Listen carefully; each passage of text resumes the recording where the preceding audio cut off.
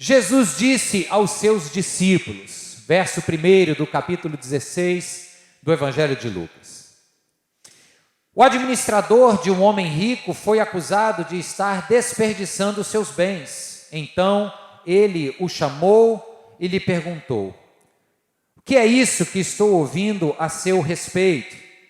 Preste contas da sua administração, porque você não pode continuar sendo o administrador. O administrador disse a si mesmo: meu senhor está me despedindo, que farei? Para cavar não tenho força e tenho vergonha de mendigar. Já sei o que vou fazer para que, quando perder o meu emprego aqui, as pessoas me recebam em suas casas. Então chamou cada um dos devedores do seu senhor, perguntou ao primeiro: quanto você deve ao meu senhor?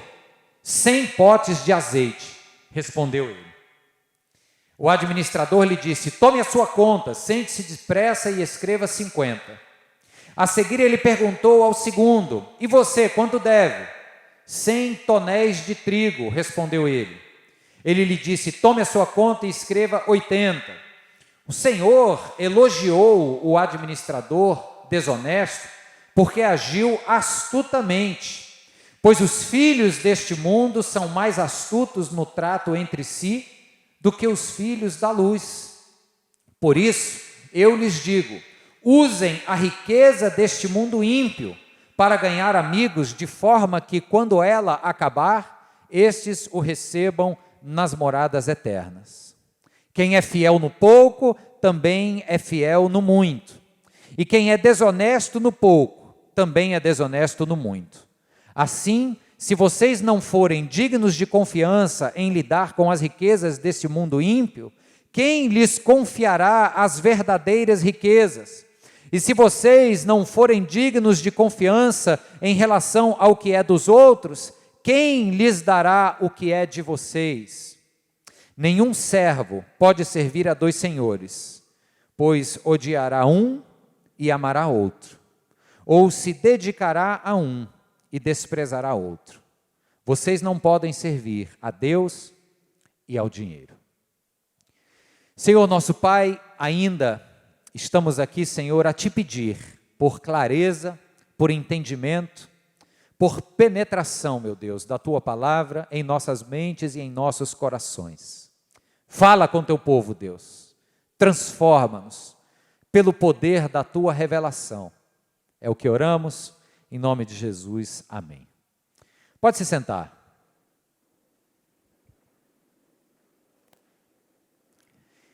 Honestamente, esse é um daqueles textos que eu demorei para engolir. O administrador desonesto, corrupto, aproveitador de uma circunstância, diz aqui que o seu senhor vem e o elogia. Claro, se isso é uma parábola, existe um pressuposto aqui. O pressuposto é que Jesus está usando esta história paralela à realidade para ilustrar princípios. E ao colocar um dono de riqueza, que confiou ao administrador suas riquezas, e que um tempo depois veio para prestar contas dessas riquezas, é muito fácil identificarmos instantaneamente que se trata de Deus para conosco. Então esse é o tipo do texto que intriga, no mínimo intriga. Como é que o camarada com uma postura dessa ainda é elogiado? Como é que o camarada de um jeito desse ainda pode ser usado como exemplo para a minha própria vida? Esses dias eu li uma tiradazinha dessas de internet, um tweet, né? E aí eu retuitei, a linguagem é essa. E dizia o seguinte: você possui aquilo que você consegue dar. O que você não consegue dar, possui você. É ou não é, queridos? É ou não é? Não podemos servir a 2 senhores. Ou agradará-se de um e desagradará-se do outro, ou então, ou é um ou é outro. E aí ele diz, sabe por que eu estou dizendo isso? Porque eu estou falando do dinheiro.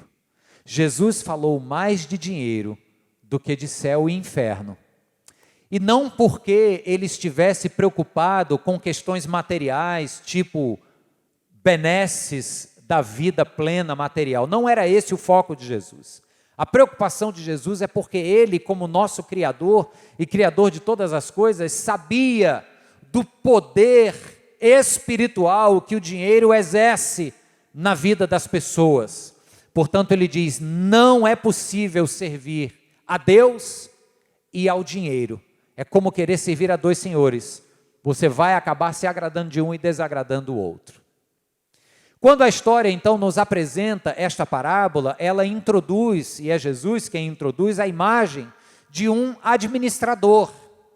Em outras traduções, pode aparecer o termo mordomo. O que é um administrador? Essa é uma função que não é muito visível nos nossos dias, né? Não se usa mais esse tipo de préstimos. Mas é como se fosse a imagem de um grande homem rico e poderoso que resolve investir seu dinheiro em determinado negócio, contrata um camarada e diz, olha, você vai ser o executivo principal aqui desta empresa e será também o chefe financeiro desta empresa. O mordomo ou o administrador aqui dessa história, ele acumula essas duas funções, percebe? Ele dá as cartas do jogo, ele manda e desmanda, e ele lida com estas finanças, com o dinheiro daquele investimento. Aqui havia um senhor, dono do dinheiro, e um administrador que mandava e desmandava e geria o recurso financeiro. Pois bem, o que é que esse homem estava fazendo? Acreditam os estudiosos que a tese aqui é a seguinte: ele empresta, e ao emprestar, incidia sobre o valor emprestado pesadas taxas e juros. Então, o valor que se tomava emprestado, em pouco tempo, se tornava quase impossível de ser pago. Parece tempo presente, né? A incidência de grandes taxas de empréstimo e juros tornava a dívida impagável. E em pouco tempo, este senhor, que era o dono do boró, chega para prestar contas e então descobre que aquele servo estava sendo corrupto, estava querendo ganhar mais do que lhe era permitido, ou do que lhe era esperado.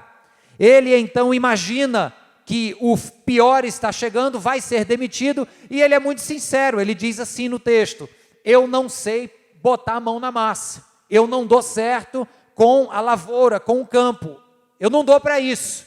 Então, se eu for demitido, eu estou frito. Aí ele tem uma ideia. Eu preciso de amigos. Porque quando me vier a bancarrota, quando eu for demitido e não tiver mais dinheiro, nem meus ganhos escusos, estes amigos que eu conseguir criar, poderão para mim estender em suas mãos. Era essa a ideia, era essa a estratégia. Então, o que ele faz para conseguir esses amigos? Ele chega para um e diz, quanto é que você deve? Aí o cara diz, é 100 potes de azeite.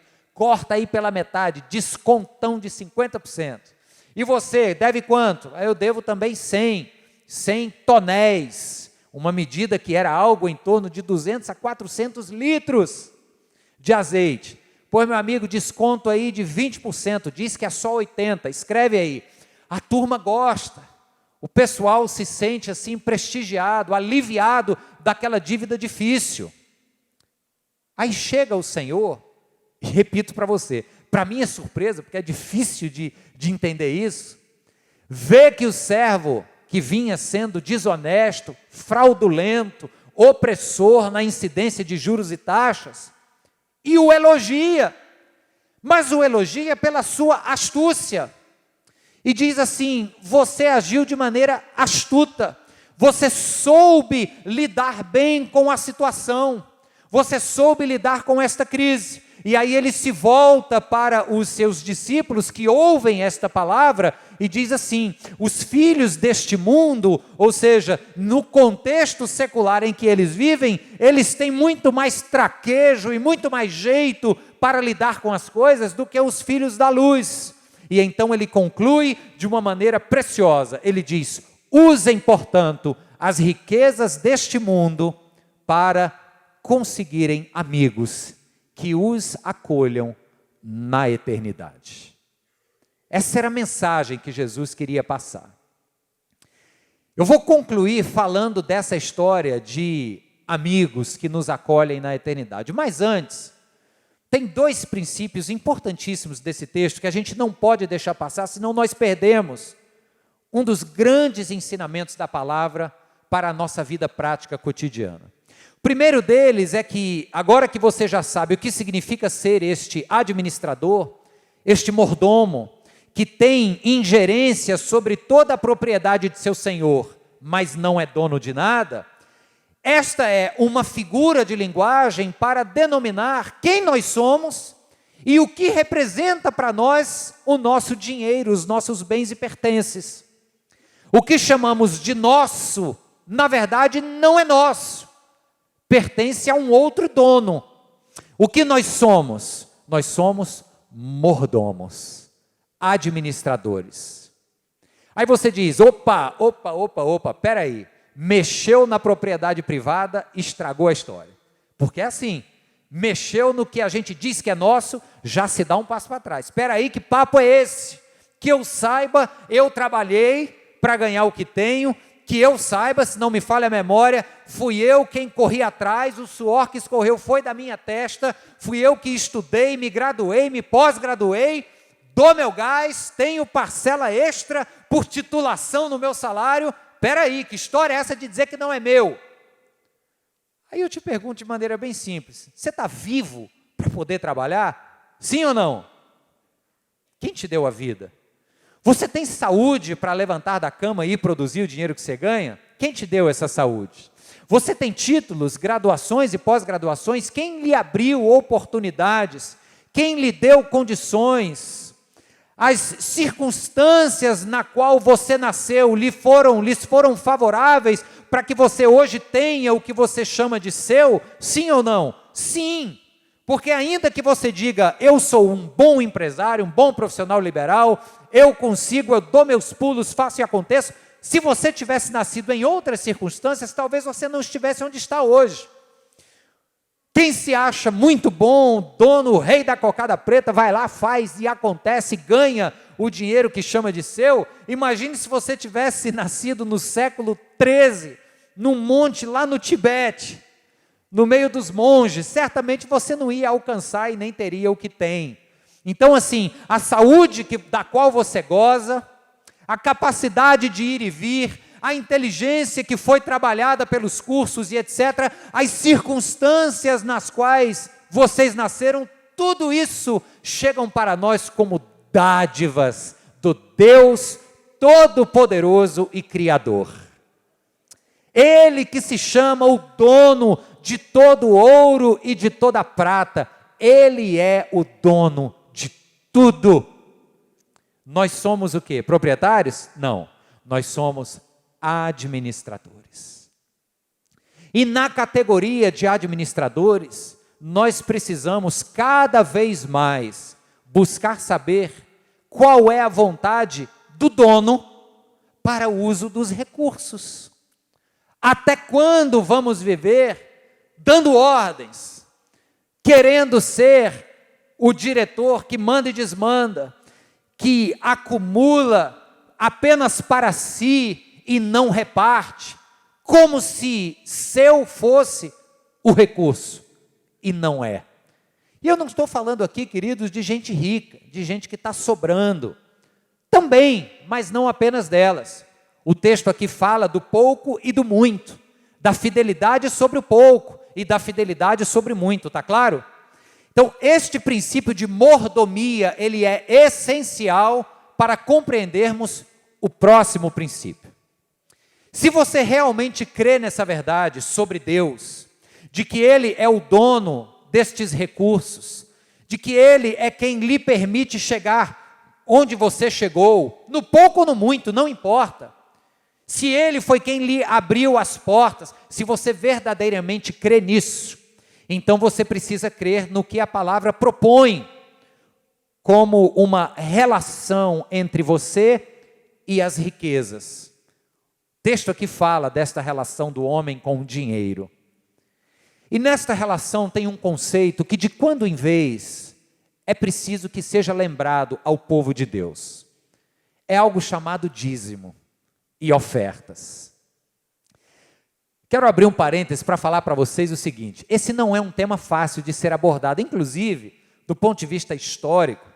A igreja presbiteriana nem gosta muito de falar nisso, para não constranger quem está visitando. Hoje está cheio de visitante aqui. Ih, rapaz, a igreja evangélica ali, mais uma falando de dinheiro, porque infelizmente se colocou tudo dentro do mesmo saco, sacudiu, e você liga a televisão e acha que toda evangélica é daquele jeito, só fala de dinheiro, mas não.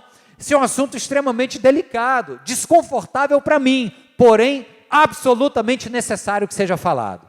E de quando em vez estes princípios do dízimo, da oferta, da entrega, precisam vir aqui ao púlpito para nos lembrar de questões muito básicas que parece que ao longo da caminhada a gente esquece. Então, se eu entendo que o que eu tenho não é meu, mas pertence a um dono, e este dono me delegou a responsabilidade de administrar, o dízimo vai ser um assunto necessariamente abordado. No Antigo Testamento, Deus chegou para o povo e disse o seguinte: tudo é meu. O rei Davi entendeu isso no texto que a gente leu aqui na introdução das ofertas. Senhor, tudo vem de ti, e das tuas mãos nós te damos. Toda a riqueza pertence a ele.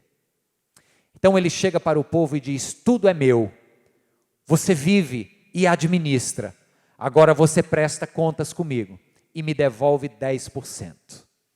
O Antigo Testamento tem esta ordenança, para que o povo se lembrasse que o que ele administrava não lhe pertencia, pertencia ao Senhor, que por benevolência e generosidade nos convida a vivermos com os 90%, mas vivermos uma vida generosa e em partilha, mas necessariamente devolvendo o dízimo de 10%. Aí você chega e diz: ah, pastor, mas onde é que está o perigo aí? O perigo está no fato de que a pessoa que não entrega o dízimo, ela entende que o que tem não lhe pertence. Ela entende que Deus é o dono da riqueza e que ela é um mordomo, uma mordoma. E na categoria de administradora, ela não entrega o seu dízimo. Aí eu quero lhe dizer, e com permissão, a franqueza, não se trata de mesquinharia ou pão-durice. O termo é roubo. O termo é roubo. É infidelidade, é desonestidade. O dinheiro não lhe pertence. Está na Bíblia, irmãos.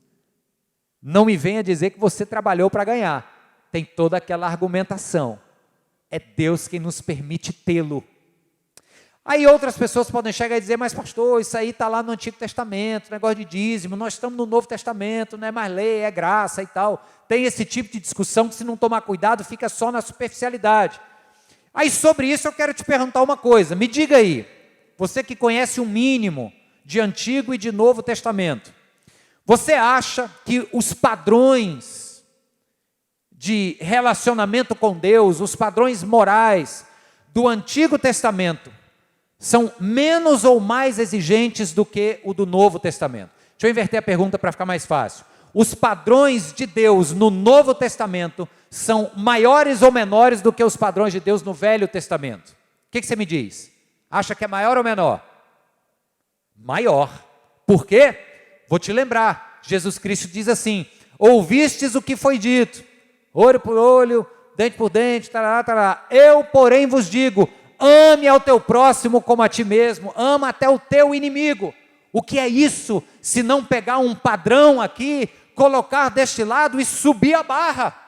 São padrões muito mais altos. Jesus Cristo chega para os seus discípulos no Sermão do Monte e diz assim: a vossa justiça precisa exceder a justiça dos escribas e dos fariseus. Se no Antigo Testamento haviam sido apresentados a um conceito didático e amoroso chamado dízimo, no Novo Testamento não se trata mais de dízimo no sentido decimal, porque dízimo vem da palavra decimal, 10%. Não é mais 10% no Novo Testamento. Quanto que é no Novo Testamento? Fala para mim. Quanto? 20? Não. 30? Menos ainda. 100%. Jesus Cristo disse: aquele que não for capaz de entregar sua própria vida por mim, não pode ser meu discípulo. Ele não pede uma fração. Ele pede que a vida de relacionamento com Ele seja uma vida de entrega total e plena. Amém, queridos? Esse é o tipo do amém fácil de dizer, mas difícil de viver. É ou não é? Porque a entrega total é custosa. Dizer a Deus que 100% dos seus recursos estão à disposição dEle é tarefa difícil. Mas vamos traduzir isso em termos um pouco mais práticos e concretos. Como eu disse, falar de dinheiro é sempre um desafio. Mas vamos tocar de uma forma aqui muito tranquila. Até porque você já sabe que o estilo aqui da igreja, nada é obrigado. A palavra de Deus diz que não pode ser por constrangimento, mas com alegria e desprendimento de coração. Então quero lhe dizer o seguinte. Nós temos aqui, tradicionalmente, o momento das ofertas, onde você sai do seu lugar e traz a sua oferta e é convidado também a trazer o seu dízimo. Alguns podem ficar constrangidos e dizerem: puxa, mas eu não estou bem das pernas, mal tem para botar o feijão lá em cima da mesa, quanto mais para entregar dízimo e oferta na igreja. Bem, eu já não preciso dizer que está existindo uma deslealdade aí, porque o recurso não é seu. Talvez seja mais honesto dizer o seguinte: olha, eu me desorganizei, eu meti os pés pelas mãos, eu gastei mais do que eu ganho, e eu preciso me acertar com Deus, eu preciso me acertar com a minha comunidade. O dízimo, o valor percentual de 10%, para nós hoje, é uma medida muito mais de mínimo aceitável do que de obrigatoriedade do quanto eu devo dar, porque eu já sei que à luz da exigência radical de Jesus, se eu fosse falar em termos percentuais, seriam 100%. Mas os 10% aqui seria talvez para nós, do ponto de vista didático, seria o mínimo aceitável. Aí você diz: pastor, ok, eu admito, eu me baguncei todo e não estou tendo condição sequer de dar o mínimo de 10%. Eu vou lhe lançar um desafio hoje. Faça suas contas. Assuma um compromisso com Deus, nem que seja assim, ó, daqui para o fim do ano eu vou chegar junto apenas com 5%, com 3%. Mas sabe por que eu falo isso, queridos? Porque a fidelidade de um compromisso desse abre os teus olhos para perceber e enxergar a generosidade de Deus sobre sua vida. Você crê nisso? Diz amém. O que é que eu estou falando para você? Eu estou lhe desafiando a se organizar financeiramente com o Senhor. A palavra aqui nos fala de um homem que era corrupto, que estava desorganizado das ideias no que concernia o dinheiro. Mas tem um momento em que ele resolve se organizar. E eu quero então lhe desafiar a dar este mesmo passo e dizer: Deus, me ajuda a me colocar em ordem. E quem sabe daqui para algum mês do ano que vem eu consiga chegar neste mínimo dos 10%. E talvez até passar e de maneira generosa abençoar crianças da Abenja, abençoar projetos da igreja, abençoar pessoas que venham ao teu conhecimento a partir da minha oferta. Queridos, isso não é pastor pedindo, isto é um pastor estimulando a igreja a contemplar a fidelidade de Deus em suas vidas. Quando aprendemos e vivenciamos a doação generosa nos dízimos e ofertas, nós contemplamos a generosidade e a fidelidade de Deus. O primeiro princípio é o princípio da mordomia. Se você crê nisso, você vai olhar para essa história do dízimo e dizer: é verdade, não é meu, tem um mínimo e eu ainda posso ir além. Mas o texto termina falando de algo que para mim é uma percepção nova. Como eu gosto de dizer, é uma sacada. E com isso, a gente é imensamente desafiado no uso dos nossos recursos.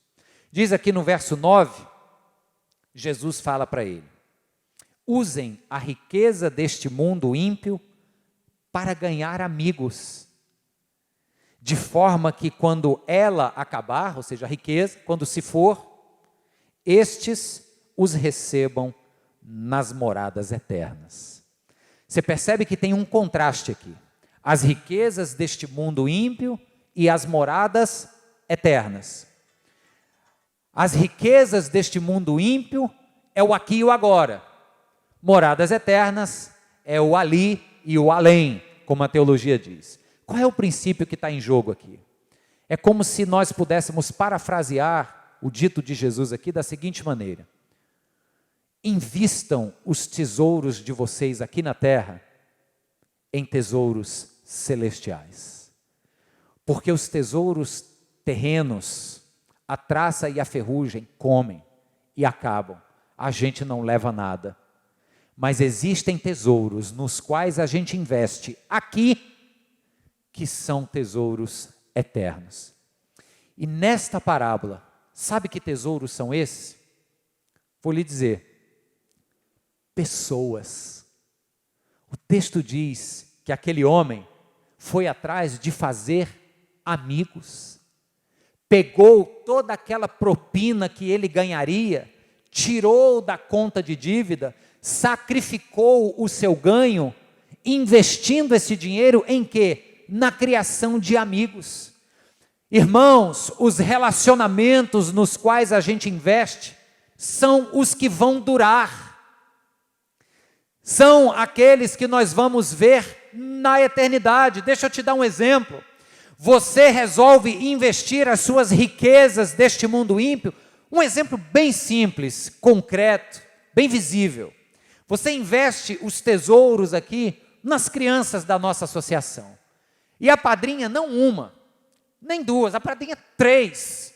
Eu quero todo mês apadrinhar 3 crianças. Vai chegar o boleto no seu e-mail, você vai pagar. Sabe o que você está fazendo? Você está investindo em tesouro celestial. São vidas. Vamos imaginar aqui algo, a gente chegar no céu e encontrar com alguém lá que diz assim: qual foi sua igreja? Presbiteriana Nova Jerusalém. Fortaleza, Cidade 2000?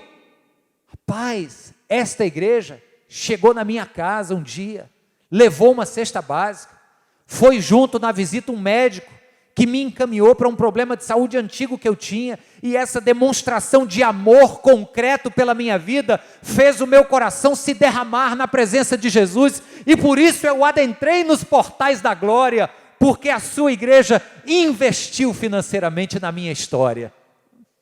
Que lindo isso, irmãos. Como é que a gente usa, ou como é que nós estamos usando os recursos que o dono do ouro e da prata nos confiou? É apenas no nosso bel prazer? É apenas para acúmulo pessoal, muitas vezes ganancioso e egoísta? Não é errado acumular, mas sempre quando o fruto deste acúmulo resultar em bênção para o seu semelhante. Amém? Como é que você tem usado o recurso que Deus te deu? O desafio aqui desta parábola é você investir em vidas. É você trazer, através do seu dízimo e da sua oferta, a sua contribuição que vai dizer: Senhor, eu acredito nesta igreja da qual eu faço parte. É uma instituição idônea. É uma instituição que tem contas a pagar. Esse ar-condicionado aqui tem um valor financeiro a pagar a companhia de eletricidade do estado do Ceará todo mês. Sabia disso? Ou achava que era de graça? Olha aí. Então, é porque você acredita e apoia o projeto da sua comunidade que você diz: Deus, vou investir em tesouros eternos.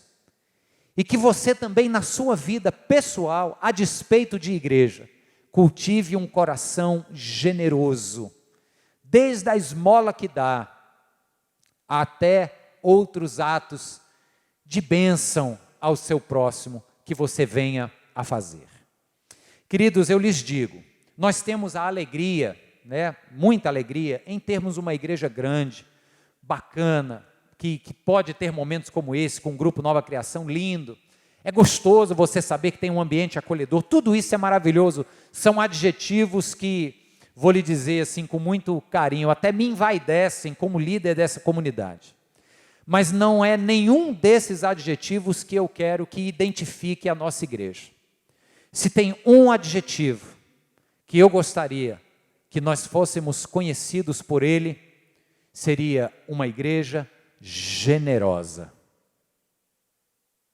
Uma igreja que de maneira generosa serve o próximo, no amor de Cristo e no poder do Espírito.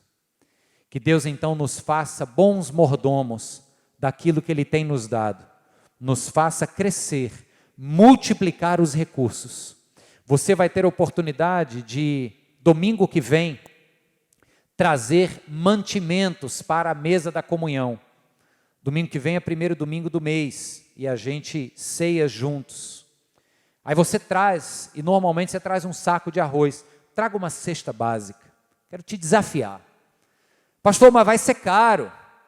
Tudo bem, se for fazer falta mesmo, fique à vontade. Como eu disse, nada precisa ser por constrangimento. Mas lembre-se apenas que, às vezes, queridos, nós precisamos dar um passo de sacrifício. Sabe por quê? Porque a maior oferta de alguém que era o dono de todo o ouro e de toda a prata, e que para nos fazer seus amigos dele, esta maior oferta já foi sacrificialmente paga. Na cruz do Calvário, Jesus Cristo abriu mão de toda a sua riqueza para fazer de mim e de você amigo dele. Por este exemplo, por este gesto, nós somos impactados e desafiados a também fazermos sacrifícios de amor para o próximo. Fica o desafio para domingo que vem, mas acima de tudo, fica o desafio para a sua vida, uma vida generosa para a glória de Deus. Amém.